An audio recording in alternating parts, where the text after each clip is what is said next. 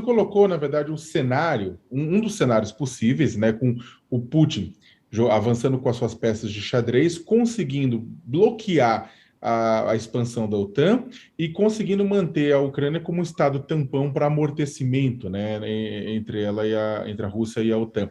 Agora, isso aí seria, digamos, um cenário, uma resolução pacífica do processo. O senhor acredita que, por alguma razão, o que a gente está vendo agora pode descambar para uma solução não pacífica e uma escala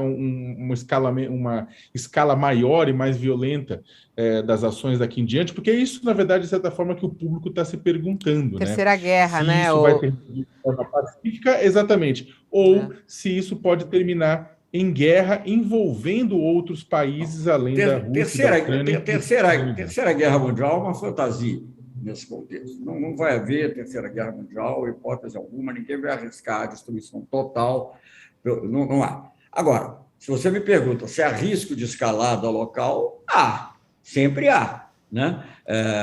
Quando o ministro das Relações Exteriores do Brasil invadiu a Venezuela num caminhão, ele estava criando uma situação que poderia conduzir a uma guerra. Mas eu acho que a estratégia é essa. Eu acho que posso estar errado. Pode ser até que a estratégia, que o objetivo do Putin seja realmente ter controle sobre essas regiões, como está tendo sobre a Crimeia. Pode ser, mas eu acho que para ele, digamos, a joia da coroa é não ter a Ucrânia na OTAN, como era não ter a Geórgia. Vocês falaram aí da Geórgia passando, mas foi o mesmo caso. Era instalação de radares, instalações acho que na época não eram foguetes, são radares que são muito... Você sabe que na área nuclear, a arma defensiva, às vezes, cria mais desequilíbrio do que a ofensiva. Então, eram radares dentro daquela ideia de poder detectar o míssil, e com isso ter uma vantagem. Era o caso da Geórgia, onde há também minorias que nem são russas, mas são pró-Rússia, Abcásia e Ossécia, que não querem viver sob o domínio da Geórgia. Olha, o grande erro nisso tudo, se houvesse um demiurgo, é tanta mexida porque isso não tem fim. Dentro de uma minoria vive uma minoria. Veja bem, nós estamos falando agora do absurdo que é a Rússia querer apoiar a independência da República do Donetsk e do Luhansk.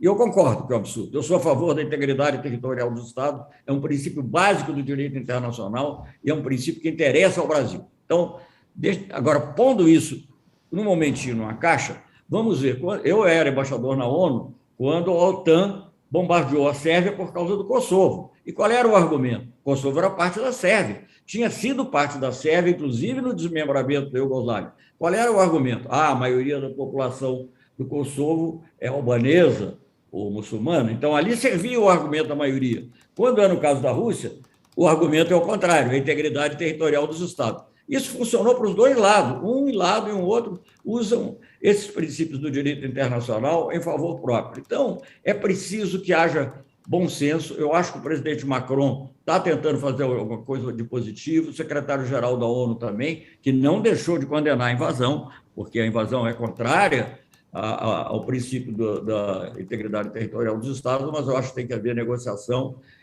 E eu acho que um bom final da negociação seria... Você não precisa dizer nem que não vai entrar nunca. É como disse o Olaf Scholz outro dia, disse uma coisa de uma maneira mais suave, mais inteligente. Ele disse assim, não, a entrada da Ucrânia para a OTAN não está na agenda. Pronto, tira da agenda isso, tira isso da agenda. E aí os russos também têm que se comportar como devem. Aliás, o senhor estava falando sobre o aumento, né, dos custos, o que significa as sanções. O vice-presidente do Conselho de Segurança da Rússia, o Dmitry Medvedev, ele respondeu ao anúncio da Alemanha de que interromperia a certificação do gasoduto, alertando para um forte aumento no preço do gás natural para a Europa. Ele diz que bem-vindo ao admirável mundo novo, onde os europeus muito em breve pagarão 2.000 euros por 1.000 metros cúbicos de gás natural, disse ele há pouco. Eles nem têm gás natural, né? Vão ter que encontrar outros substitutos. Ministro, muito obrigada por atender o nosso convite. Tão importante a gente ter esse espaço para conversa e o entendimento também de questões tão complexas e que estão tão longe da gente. E as pessoas ficam apavoradas. Vou recebendo aqui muitas mensagens. Longe e perto. Longe e perto. Longe porque o que acontece lá vai nos afetar enormemente, a começar pelo preço dos combustíveis.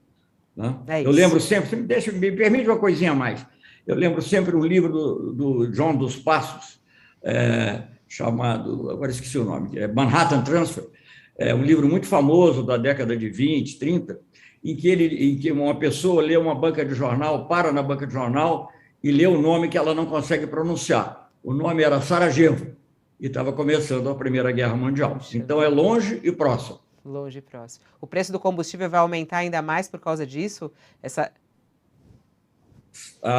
Seguramente. Se não houver solução, seguramente, porque os alemães vão comprar em outro lugar, e isso vai haver aumento da demanda, ou pelo menos deixarão de baixar como se esperava que baixasse com o Nord Stream 2.